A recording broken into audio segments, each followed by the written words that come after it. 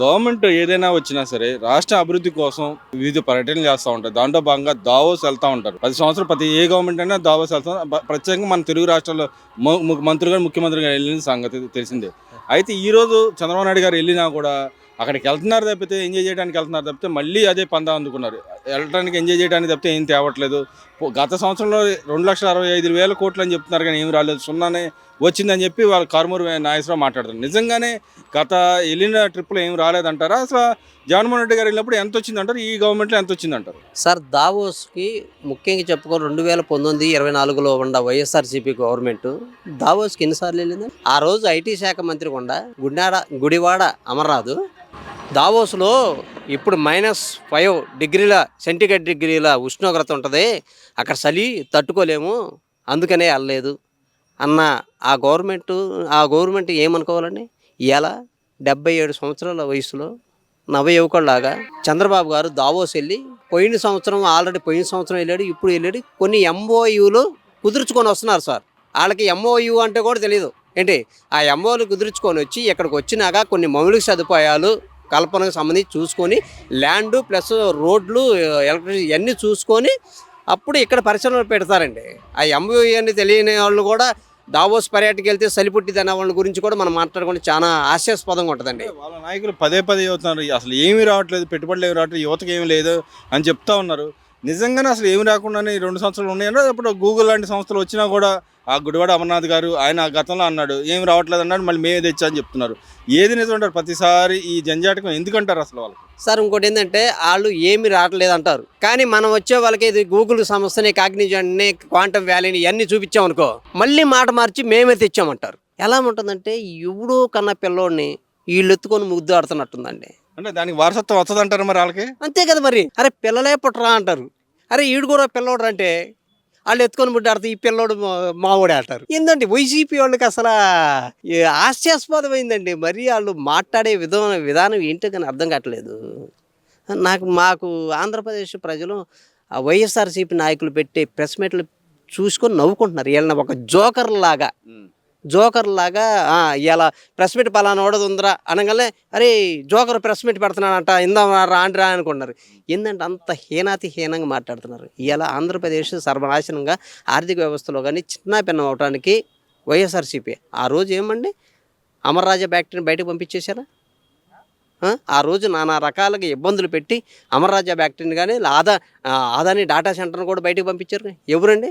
ఇవాళ మొత్తం కూడా చంద్రబాబు నాయుడు గారు ఆంధ్రప్రదేశ్ ముఖ్యమంత్రిగా ఉంటే పక్క రాష్ట్రాల్లో ఏడుస్తూ ఉంటారండి. ఎందుకంటే చంద్రబాబు గారు ఉన్న చరిస్మాతో, ఆయనకున్న అనుభవంతో, ఆయనకున్న నాలెడ్జ్తో అన్ని కంపెనీల్ని పారిశ్రామికవేత్తలతో మాట్లాడి ఎక్కడికి తీసుకొచ్చి పెట్టించి ఇక్కడ యువతకి ఉద్యోగ కల్పన చేస్తాడని చేస్తాడు. కానీ వైసీపీ నాయకులు అంటున్నారు గతంలో కేసీఆర్ గారు వ్యాఖ్యలు చేశారు, ఆయన ముందు ఎవరు ఉండరు, లాండ్రీ పని చేసేవాళ్ళు, హోటల్లో పని చేసేవాళ్ళు, చెఫ్లను తీసుకొచ్చి మాట్లాడతాడు తప్పితే ఏముండదు, దిష్టి బొమ్మలాగా తిరుగుతూ ఉంటాడు తప్పితే ఏం తీసుకురారు అని చెప్పి వైసీపీ నాయకులు మాట్లాడుతున్నారు కదా సార్. ఒకటండి, కేసీఆర్ అనేవాడు ఎక్స్పైరీ డేట్ అయిపోయినాడు.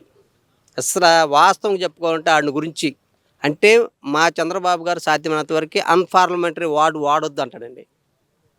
కాకపోతే ఏంటంటే పక్క రాష్ట్రంకి సంబంధించిన కేసీఆర్ అనే ఎదవ ఆడికేం సంబంధం అండి? ఏపీతో ఆడికి ఎప్పుడు చూసినా కూడా గవర్నమెంట్ రావడానికి ఆంధ్రప్రదేశ్ని నీళ్లు, నిధులు, నియామకాలు ఈ 3కి సంబంధించి రాష్ట్రము ఏర్పడే ఉద్యమం చేసినప్పుడు తెలంగాణ దొంగ ఉద్యమం చేసి నిమ్మరసం తాగి ఉస్మానియాలో ఈ దిష్టి బొమ్మను తగలేస్తే మళ్ళీ తూచి నేను తాగలేదని దొంగ దీక్ష చేసి తెలంగాణ తెచ్చిన ఈ దొంగ కేసీఆర్ పాస్పోర్ట్లు దొంగ, నకిలీ పాస్పోర్ట్లు దొంగ. చంద్రబాబు గారి గురించి మాట్లాడే అంత నైతిక విలువ ఈ కేసీఆర్ అనేవాడికి లేదండి. దాన్ని పట్టుకుని వైసీపీ నాయకులు కూడా మాట్లాడుతున్నారు దాని మీద. వైసీపీ టీఆర్ఎస్ అంటే బీఆర్ఎస్, ఇప్పుడు వైసీపీ బీఆర్ఎస్ 2 కవల పిల్లలే, ఒకటాన్లో ముక్కలే.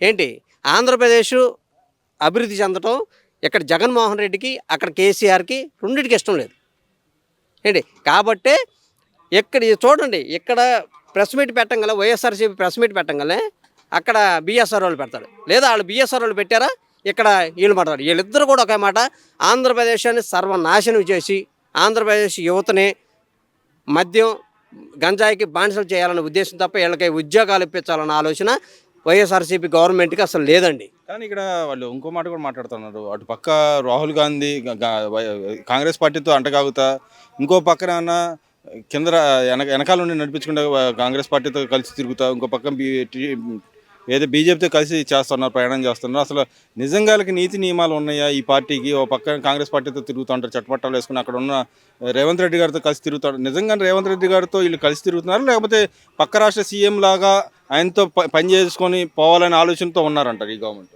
సార్ ఒకటండి, మనకు పక్క పక్క రాష్ట్రాలు అన్నప్పుడు ఇచ్చిపుచ్చుకునే ధోరణి ఉండాలి, ఇచ్చిపుచ్చుకునే ధోరణి ఉండాలి. మరి అసలు ఇక్కడ అక్కడ కాంగ్రెస్ గవర్నమెంటే కాదండి చూసేది మేము. అక్కడ ముఖ్యమంత్రిగా రేవంత్ రెడ్డి గారు ఉన్నారు కాబట్టి రేవంత్ రెడ్డి గారు చంద్రబాబు గారు పక్క పక్క రాష్ట్రాలు ఇచ్చిపుచ్చుకునే ధోరణి ఉండాలి కాబట్టి ఆయనతో మాట్లాడుతున్నారు కాబట్టి చంద్రబాబు గారు చాలా క్లారిటీగా ఉండారండి. మోడీ నాయకత్వంలో ఎన్డీఏ గవర్నమెంట్లోనే ఉన్నాడు, దానికి సపోర్ట్గా మాట్లాడుతున్నాడు. ఏళ్లలాగా తెర వెనక కూతురిని జైలు నుంచి బయటికి తీసుకొస్తానికి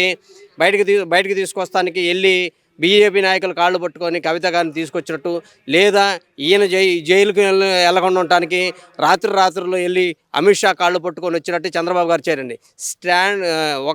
స్టాండ్ కొంటాడు, స్ట్రైట్ ఫార్వర్డ్గా మాట్లాడుతున్నాడు అండి. ఏంటి